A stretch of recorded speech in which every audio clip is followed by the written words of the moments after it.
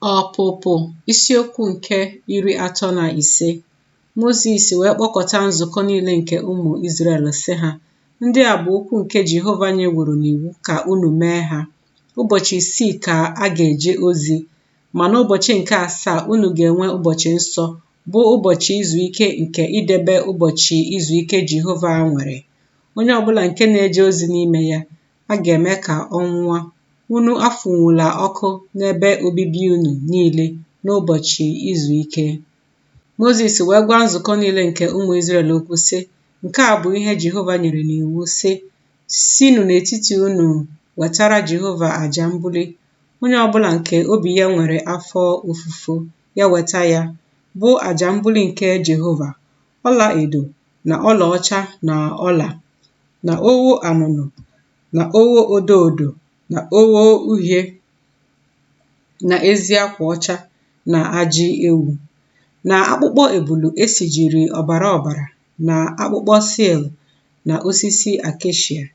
na mmanụ itinye n'ihe na-enye ìhè, na ụda dị iche iche itinye na mmanụ nke otite mmanụ ahụ, na ịbụ ihe nsure ọkụ na-esi isi ụtọ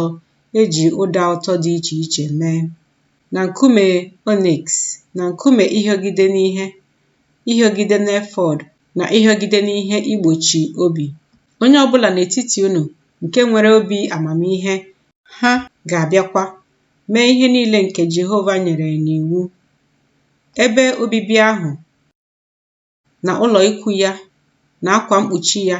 na nko ya niile, na ibo ya niile, na mkpọrọ ya niile, na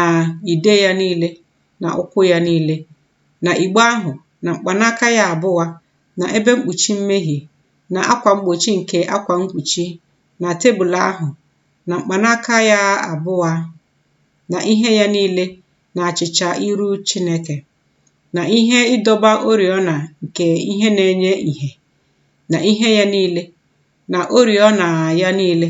na mmanụ itinye n'ihe na-enye ìhè, na ebe ịchụ àjà nke ihe nsure ọkụ na-esi isi ụtọ, na mkpanaka ya abụọ, na mmanụ nke otite mmanụ ahụ, na ihe nsure ọkụ na-esi isi ụtọ eji ụda ụtọ dị iche iche mee, na akwa mkpuchi ọnụ ụzọ n'ọnụ ụzọ nke ebe obibi ahụ, na ebe ịchụ àjà nke àjà nsure ọkụ, na ihe ọkpụkpa ọla nke dịrị ya, na mkpanaka ya abụọ, na ihe ya niile, na ite ọsịsa mmiri ahụ, na ụkwụ ala ya, na akwa ngechi niile nke ogige, na ide ya niile, na ụkwụ ha, na akwa mkpuchi nke ọnụ ụzọ ámá nke ogige ahụ, na ntụ niile nke ebe obibi ahụ, na ntụ niile nke ogige, na ụdọ niile ha, na uwe niile akpara nke ọma iji jee ozi n'ebe nsọ ahụ,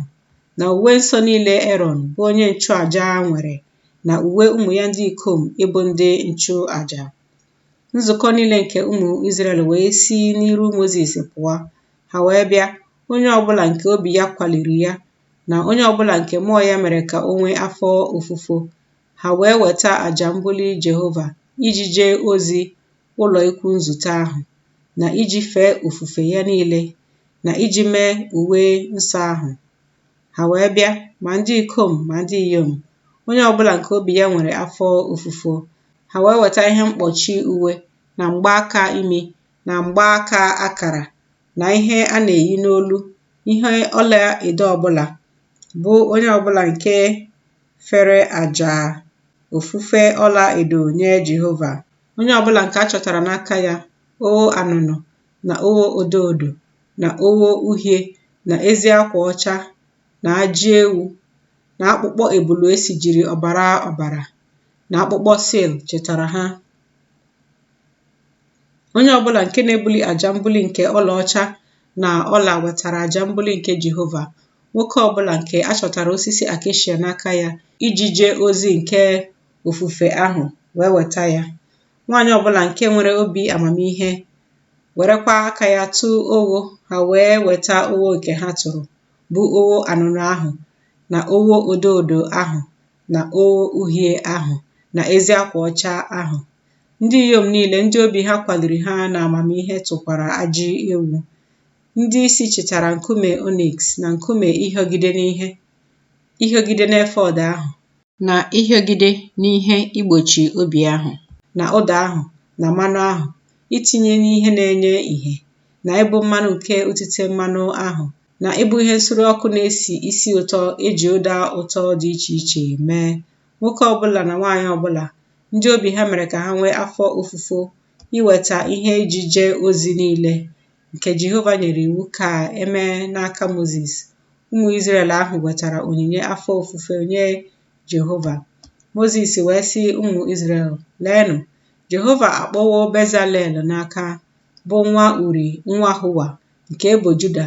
O mejuwokwa ya na mmụọ nke Chineke na amamihe, na n'ime nghọta,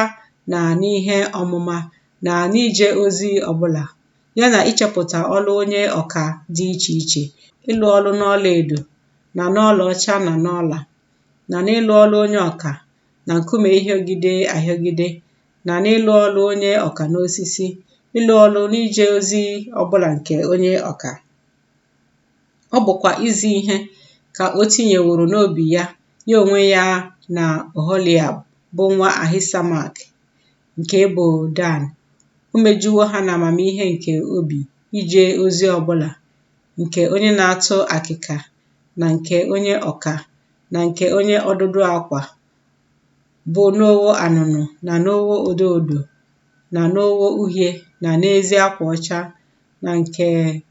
ọkpa akwa, bụ ije ozi nke ndị na-eje ozi ọbụla, na nke ndị na-echepụta ọlụ onye ọka dị iche iche.